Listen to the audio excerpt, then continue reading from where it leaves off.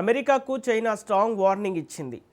America నిర్ణయంపై dragon country తీవ్రంగా స్పందించింది. ఇరాన్తో ద్వైపాక్షిక సంబంధాల్లో జోక్యం చేసుకోవద్దని హెచ్చరించింది. తమ వాణిజ్య ప్రయోజనాలకు విఘాతం కలిగించవద్దని హెచ్చరించింది.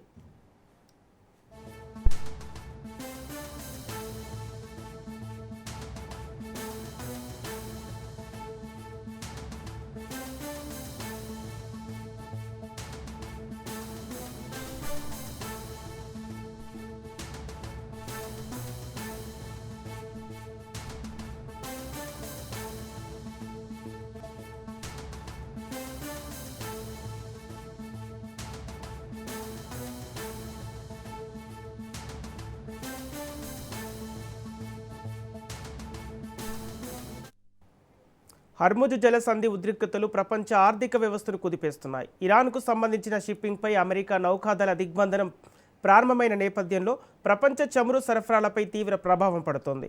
ప్రపంచ చమురు రవాణాలో సుమారు 20% ఈ జలసంధి ద్వారానే జరుగుతుండగా ఇప్పుడు ఈ మార్గం అంతరాయం కలగటం గ్లోబల్ మార్కెట్లను ఆందోళనకు గురిచేస్తుంది. ముఖ్యంగా ప్రపంచంలోనే అతిపెద్ద క్రూడాయిల్ దిగుమతి దేశమైన చైనాపై ఈ పరిణామం తక్షణ ప్రభావం చూపుతోంది.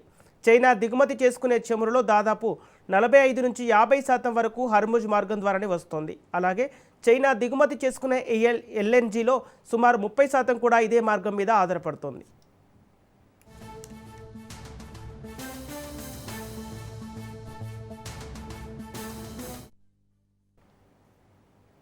ఈ పరిణామాల నేపథ్యంలో చైనా దౌత్యపరంగా ఉద్రిక్తత తగ్గించాలని కోరుతోంది. హర్ముజ్ జలసంధిలో సురక్షిత నౌకాయానం అవసరమని పేర్కొంది. అమెరికా దిగ్బంధనానికి కానీ ఇరాన్ ఆంక్షలకు కానీ చైనా బహిరంగంగా మద్దతు ఇవ్వలేదు. రెండు దేశాల మధ్య చర్చల ద్వారానే సమస్య పరిష్కారం కావాలని కోరుతోంది. ఈ అంశం అమెరికా చైనా నాయకుల మధ్య జరిగే భేటీల్లో కీలకంగా మారే అవకాశం ఉంది. హర్ముజ్ జలసంధి తెరుచుకుంటుందా లేక ప్రపంచ ఇంధన సంక్షోభం మరింత ముదురుతుందా అన్నది ఇప్పుడు ప్రపంచవ్యాప్తంగా ఆసక్తికరంగా మారింది.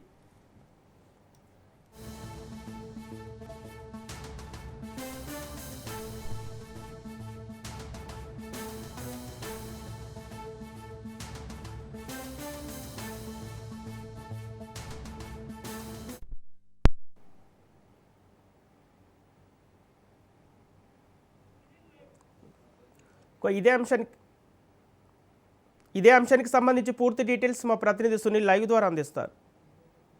హార్ముజ్ జలసంధి ఉద్రిక్తల నేపథ్యంలో ప్రపంచవ్యాప్తంగా ఆర్థిక వ్యవస్థను మొత్తం కూడా పూర్తిగా చిన్నాభిన్నం చేస్తున్న పరిస్థితి కనపడుతుంది. ఎందుకంటే ఇరాన్ అమెరికా చర్చలు మొత్తం కూడా పూర్తిగా విఫలం కావడంతో ఇక ఇరాన్ మొత్తం కూడా ఇప్పటికే హార్ముజ్ జలసంధిని పూర్తిగా రాకపోకలు మొత్తం కూడా నిలిపివేయడం జరిగింది. దీంతో ప్రపంచవ్యాప్తంగా ప్రపంచంలో ఉన్నటువంటి అన్ని దేశాలకు ఈ యొక్క జలసంధి ద్వారా దాదాపు 20% పైగా చమురు దిగుమతులు చేసుకుంటూ ఉంటాయి. కాబట్టి ఆ దిగుమతులకు తీవ్ర అంతరాయం కలుగుతుంది. ఇక దీంతో పాటు ముఖ్యంగా చైనాకు దాదాపు 45 నుంచి 50% పైగా ఈ యొక్క హార్ముజ్ జలసంధి నుంచి దాదాపు చమురు దిగుమతి చేసుకుంటుంది. కాబట్టి వాటికి కూడా తీవ్ర ప్రభావం పడే అవకాశం ఉంది. గతంలోనే ఇరాన్తో చైనా ద్వైపాక్షిక ఒప్పందాలు చేసుకుంది చమురు దిగుమతికి సంబంధించినటువంటి అన్ని అంశాలపై కూడా. ఇప్పుడు ఇరాన్ అమెరికా చర్చలు విఫలమైనటువంటి నేపథ్యంలో ప్రస్తుతం ఈ యొక్క జలసంధి మొత్తం కూడా జలసంధి వద్ద కొంత ఉద్రిక్తమైనటువంటి వాతావరణం చోటు చేసుకుంది. దీంతో అమెరికా ఏ క్షణంలోనైనా హార్ముజ్ జలసంధిని ఆక్యుపై చేసేందుకు ఇప్పటికే భారీగా బలగాలను మోహరించింది. ఆ ఇరాన్ పరిసర ప్రాంతాలు మొత్తం కూడా పూర్తిగా తమ ఆధీనంలోకి తీసుకునేందుకు అమెరికా మొత్తం కూడా ఇప్పటికే అష్టదిగ్బంధనం చేసినటువంటి నేపథ్యంలో ఎప్పుడు ఏ క్షణంలో ఏం జరుగుతుందనేటువంటి టెన్షన్ వాతావరణం అటు ఇరాన్లో నెలకొందని చెప్పవచ్చు. మరోవైపు ఇరాన్ కూడా అదే రీతిలో దాడులను తిప్పుకొట్టేందుకు పకడ్బందీగా అన్ని విధాలుగా సిద్ధమైనటువంటి పరిస్థితి కనబడుతుంది.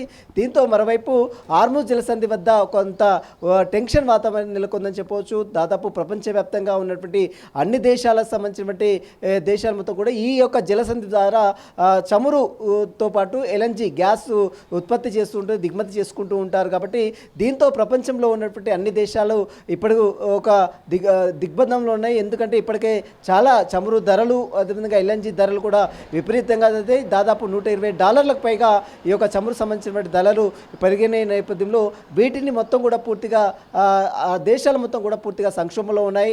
వీటన్నిటి కూడా హార్మోజ్ జలసంధిని పూర్తిగా తెరవాలంటే ఇరాన్కు అమెరికాకు మధ్య ద్వైపాక్షిక ఒప్పందాలు జరగాలి, సామరస్యంగా ఒప్పందాలు చర్చలు శాంతియుతమైనటువంటి చర్చలు జరగాలంటూ కూడా మరోవైపు అన్ని దేశాలు కోరుకుంటాయి. ముఖ్యంగా చైనా కూడా, ఎందుకంటే 50% పైగా ఉత్పత్తి చేసుకున్నటువంటి చైనా గతంలోనే అనేక ఒప్పందాలు చేసుకున్నాయి. గ్యాస్ విషయంలో కావచ్చు, గ్యాస్ విషయంలో 30% ఒప్పందాలు చేసుకున్నాయి. చమురు ఆయిల్ సంబంధించినటువంటి దాంట్లో 45-50% ఒప్పందాలు చేసుకున్నాయి. కాబట్టి ఇప్పుడు ఈ దిగ్బంధం చేయడం వల్ల చుట్టూ తిరిగి రావాలంటే రవాణా ఖర్చులు పెరిగిపోతున్నాయి, మరోవైపు సంబంధించినటువంటి ప్రయాణం ఖర్చులు పెరిగిపోతున్నాయి, మరోవైపు కొంత సమయం కూడా ఎక్కువ అవుతుంది. కాబట్టి ఆ నౌకాయానానికి సంబంధించినటువంటి మార్గాలు మొత్తం కూడా పూర్తిగా ఇబ్బంది పరిస్థితులు దేశంలో ఉన్నాడు. అన్ని ప్రపంచంలో అన్ని దేశాలు కూడా తీవ్ర ఇబ్బందులు ఎదుర్కొంటుంది. కాబట్టి హార్మోజ్ జలసంధిని సాఫీగా కొనసాగించేందుకు ఖచ్చితంగా ఇరాన్తో కలిసి ఖచ్చితంగా చైనా కూడా ముందుకు వస్తుంది. కాబట్టి మరి అమెరికాకు ఇప్పటికే చైనా కూడా అల్టిమేటం జారీ చేసింది. ఎట్టి పరిస్థితుల్లో హార్మోజ్ జలసంధి విషయంలో ఎవరు కూడా జోక్యం చేసుకోవద్దు. ఎందుకంటే హార్మోజ్ జలసంధి నుంచి అనేక దేశాలు కూడా ఇక్కడ నుంచి చమురుతో పాటు గ్యాస్ కూడా తీసుకువెళ్తుంటాయి. కాబట్టి వాటికి సంబంధించిన విషయంలో అందరూ కూడా శాంతియుతంగా, ఇరాన్ కావచ్చు, ఇజ్రాయెల్ కావచ్చు, అమెరికా కావచ్చు, శాంతియుతంగా చర్చలు జరపాలి. ఆ చర్చలకు తాము కూడా భాగస్వామ్యం అవుతామంటూ కూడా ఇప్పటికే చైనా కూడా ఇరాన్కు మద్దతు ఇచ్చింది. కాబట్టి దీని విషయంలో మరి ఏ రకంగా అమెరికా ముందుకు వెళ్తుంది, ఎందుకంటే చైనా ఎంట్రీ అయింది, ఇరాన్ విషయంలో చైనా ఎంట్రీ అయింది. కాబట్టి మరి ఇప్పటికే ఇజ్రాయెల్ విషయంలో అమెరికా ఎంట్రీ అయింది. కాబట్టి ఈ విషయంలో ఇరాన్ అదేవిధంగా చైనా అమెరికా కూర్చొని మరి మాట్లాడుకుంటారా, మరి మాట్లాడుకుంటే ఏ విధంగా ముందుకు వెళ్తుంది, హార్మోజ్ జలసంధి వద్ద ఉద్రిక్త పరిస్థితులు తగ్గుతాయా? ఎందుకంటే ఇప్పటికే మనం భారతదేశంలో అంటే ప్రపంచవ్యాప్తంగా ఉన్నటువంటి అన్ని దేశాల్లో కూడా ఇప్పటికే చమురు కావచ్చు, ముడి చమురు సంబంధించిన విషయంలో కావచ్చు, గ్యాస్ కావచ్చు, కొంత కొరత ఏర్పడింది. ఈ కొరత వల్ల ప్రజలు కూడా తీవ్ర ఇబ్బందులు పడ్డారు. ఎందుకంటే ఇప్పటికే నిత్యావసర వస్తువుల ధరలు కూడా విపరీతంగా పెరుగుతున్న నేపథ్యంలో ఈ యొక్క హార్మోజ్ జలసంధిని పూర్తిగా దిగ్బంధం చేస్తే మరికొన్ని క్లిష్ట పరిస్థితులు కూడా ప్రపంచంలో ఉన్నటువంటి అన్ని దేశాల్లో ఎదుర్కోవాల్సిన అవసరం వస్తుంది. కాబట్టి ఇప్పటికైనా అమెరికా ఇరాన్ సంబంధించినటువంటి విషయంలో కొంత చర్చలు జరిపి శాంతియుతంగా ఈ యొక్క సమస్యలను పరిష్కరించుకుంటున్నా అనేది కూడా చూడాల్సిందని చెప్పవచ్చు. Sampath. Okay, thank you Sunil.